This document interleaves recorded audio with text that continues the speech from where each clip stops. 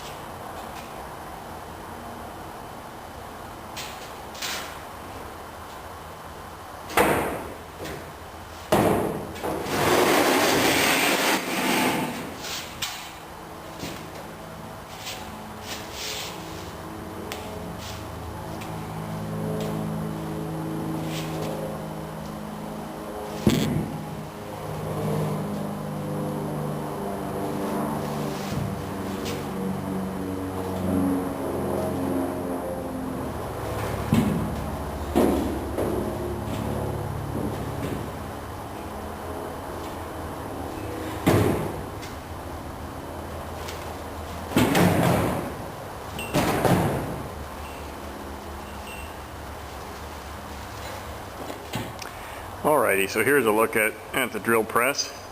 Like I said, it's Powermatic model 1150.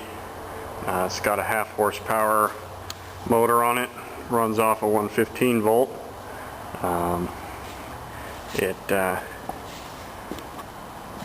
looks like it's got what, 1, 2, 3, 4, 5, 6 speeds, and got the handy little spring-loaded lifting mechanism for the hood here, and step pulleys for the belts. It's even got a little sticker in there that has the inspection date. Looks like this unit was rolled off the assembly line on October 11th of 1969. Looks like it's got a pretty decent belt. Might have to adjust the tension a little bit. Feels a little loose, but I did run it before I picked it up, and it works. So get this thing hooked back in and screwed down. So it's got a 6-inch stroke on the spindle there, so it's pretty decent capacity. It's got everything there, pretty nice big table. It's in pretty decent shape, not really beat up or anything in the base, and it weighs a decent amount. Go ahead and plug it in and let you see how it works. Alrighty, got it plugged in. Starts up, runs pretty smooth.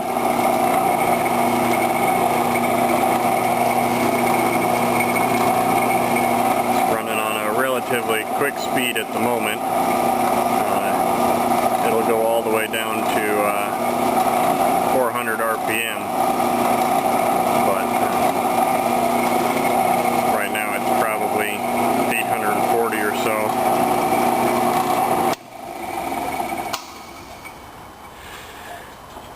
But like I said, seems to work well.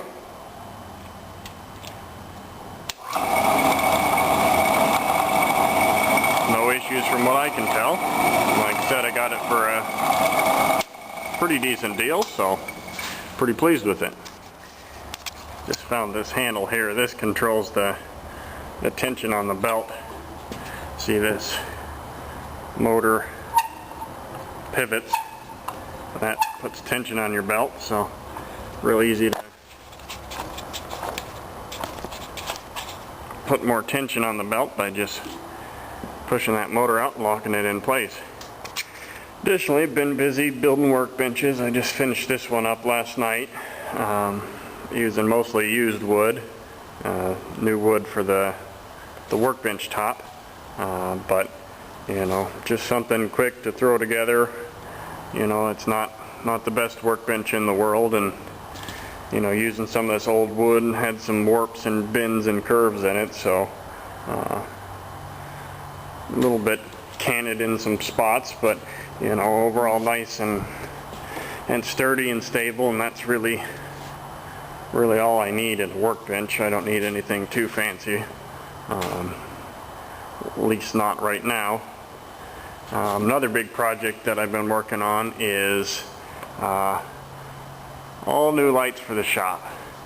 You can still see the old lights that I haven't removed yet, but the shop was lit by basically 9 light bulbs, which for as big as what this space is, it really needs more light than that. So what I went ahead and did was wired in 20 fluorescent shop lights. See, I still got the ladder out because one of the new bulbs I bought was bad, but I got 20 new lights put in. Definitely brightens up the shop and makes it a lot more workable in here in terms of the light. Still got to get a few more of those and do some over individual workbenches and whatnot. Found some of the old kitchen countertops from this house. When they redid it, they kept the old countertops, so I cobbled a few of those together and stuck them to the wall, and got a couple of L-shaped workbenches over here now. So those paired with the new one I just made should give me enough workbench space to get started. Also went and bought myself a little cheapy cart for my little Hobart welder, just a little Harbor Freight cart. Went and exchanged all my cylinders too and got those filled. So now I got argon CO2 mix in an 80 cubic foot tank for this guy, so it's ready to weld. And additionally, I had a big cylinder that I got at the scrapyard that was out of test and out of spec and was missing the label and all that, so nobody wanted to fill it, but the place here said that they'd take it and exchange it, and I pay them $40 for a hydro test fee, and they give me a new tank. So you know, a tank that would probably cost $300-400 to buy, I got for, you know, probably $20 at the scrapyard. So not a bad deal. So this guy's got a decent sized shielding gas cylinder, a 200 cubic foot. So it's pretty much ready to go, except for a power cord.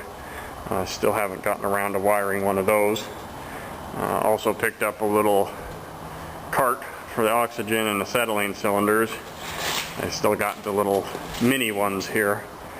Someday I might look at some bigger ones, but you know, these do the trick, and for what I use the torch for anymore, they tend to last a fair amount of time. So, you know, other than that, as you can tell, the shop is still a big mess. It's actually more of a mess than what it was, because all the you know, wiring. So I got 20 boxes of old, you know, light boxes and everything strewn about, and you know, table saw and dust and all that. So, you know, I need to do a little bit of cleaning, and then I'll start getting everything organized and unpacked here in the very near future, possibly tonight even. So anyways, I just thought I'd give an update on the shop and this new addition.